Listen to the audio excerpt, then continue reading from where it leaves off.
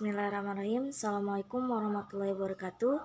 Perkenalkan, nama saya Ami, kelas 1 BPG PAUD dengan NIM 2010078 dari kelompok 1. Hak asasi manusia merupakan suatu konsep etika positif modern dengan gagasan pokok penghargaan dan penghormatan terhadap manusia dan kemanusiaan. Gagasan ini membawa kepada sebuah tuntunan. Tuntunan moral ini diperlukan terutama dalam rangka melindungi. Assalamualaikum warahmatullahi wabarakatuh. Nama saya Ananda Sri Wahyuni dengan NIM 2009703 dari kelas 1B PG PAUD kelompok 1. Pada kesempatan kali ini saya akan menjelaskan tentang pengertian HAM, hak asasi manusia atau yang biasa disebut dengan HAM, merupakan hak yang dimiliki oleh setiap manusia sejak lahir sebagai anugerah dari Tuhan Yang Maha Esa. Hak asasi manusia berlaku dimanapun, kapanpun, dan kepada siapapun. Menurut Miriam Budiarjo pada tahun 1994, hak asasi manusia bersifat umum atau universal karena beberapa hak yang kita miliki tidak membedakan bangsa, ras, agama, dan jenis kelamin. Assalamualaikum warahmatullahi wabarakatuh. Saya Anggun Maharani dengan NIM 29709 kelas 1 BPG PAUD. Di sini saya akan menjelaskan tentang Rule of Law. Rule of Law ini merupakan doktrin hukum yang muncul pada abad ke-19 bersamaan dengan kelahiran negara konstitusi dan demokrasi yang merupakan reaksi dan koreksi terhadap negara yang telah berkembang di Eropa. Dan Rule of Law ini juga merupakan doktrin dengan semangat idealisme, keadilan yang tinggi, seperti supremasi hukum dan juga kesamaan setiap manusia di depan hukum. Di Amerika Serikat, dengan lahirnya revolusi tanggal 4 Juli 1776 yang dikenal dengan Declaration of Independence, Amerika kemudian mengokohkan suatu naskah undang-undang tentang hak yang disusun oleh rakyat Amerika yang bernama Piagam Bill of Rights pada tahun 1789. Assalamualaikum warahmatullahi wabarakatuh. Perkenalkan, nama saya Anissa Aulia Rahma dengan NIM 2004984 dari kelompok 1 kelas 1B PG PAUD. Unsur-unsur dari Rule of Law menurut M. Suthill dalam Budiarjo adalah adanya hak-hak asasi manusia, pemisahan kekuasaan pemerintahan berdasarkan peraturan perundang-undangan, dan peradilan administrasi dalam perselisihan. Rule of Law juga mengandung perlindungan konstitusional, badan kehakiman yang bebas dan tidak memihak kepada siapapun, pemilihan umum yang bebas, kebebasan untuk menyatakan pendapat, kebebasan untuk berserikat, dan berhak untuk mendapatkan pendidikan kewarganegaraan. Sekian, terima kasih. Wassalamualaikum warahmatullahi wabarakatuh.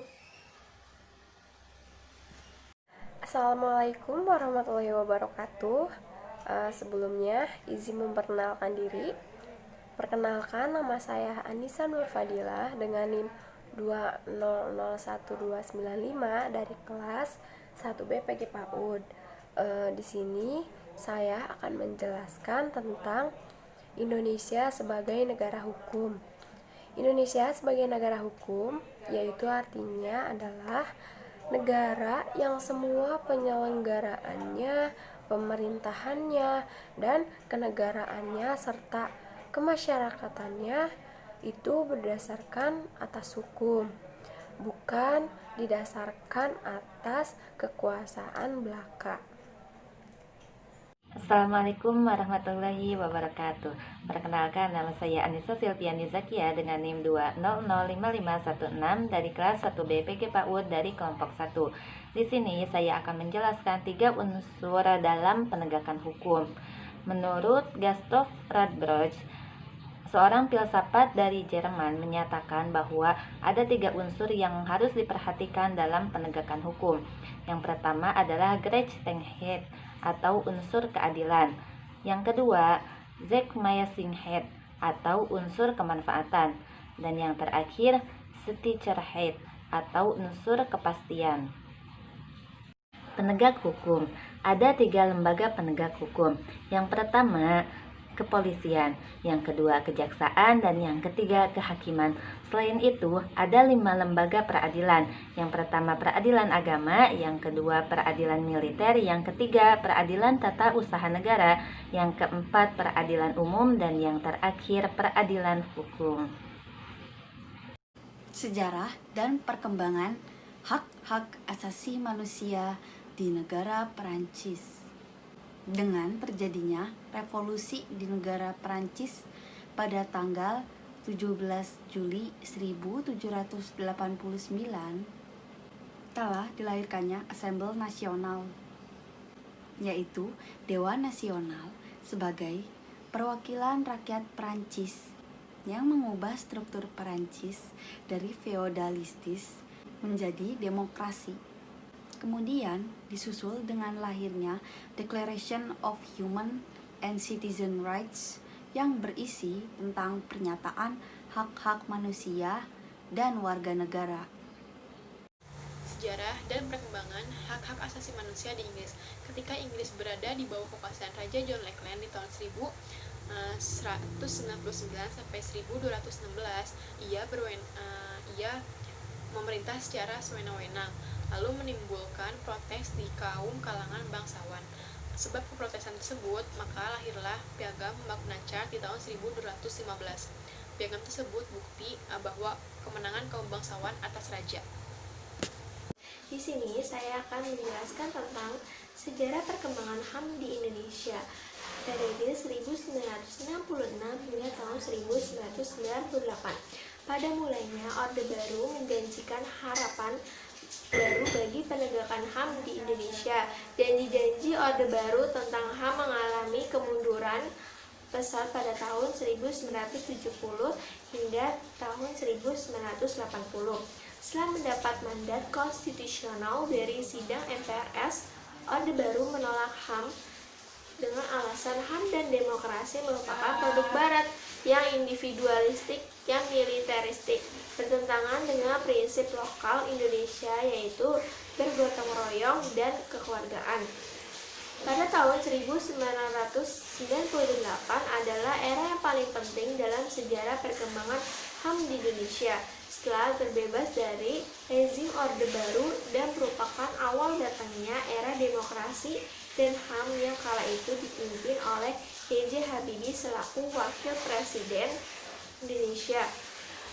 B.J. Habibie memberikan perhatian terhadap pelaksanaan HAM sehingga mengalami perkembangan yang sangat pesat, yaitu dengan diputuskannya dalam rapat paripurna keempat tanggal 13 November 1998 ketetapan MPR nomor 17 tahun 1998 tentang HAM yang kemudian menjadi salah satu acuan dasar bagi lahirnya Undang-Undang nomor 39 tahun 1999 tentang HAM. Kemudian pemerintah juga menunjukkan komitmennya terhadap HAM, yaitu dengan pengesahan Undang-Undang nomor 23 tahun 2002 tentang perlindungan anak serta pengesahan Undang-Undang nomor 23 tahun 2004 tentang penghapusan kekerasan dalam rumah tangga. Sekian informasi dari saya. Terima kasih. Wassalamualaikum warahmatullahi wabarakatuh.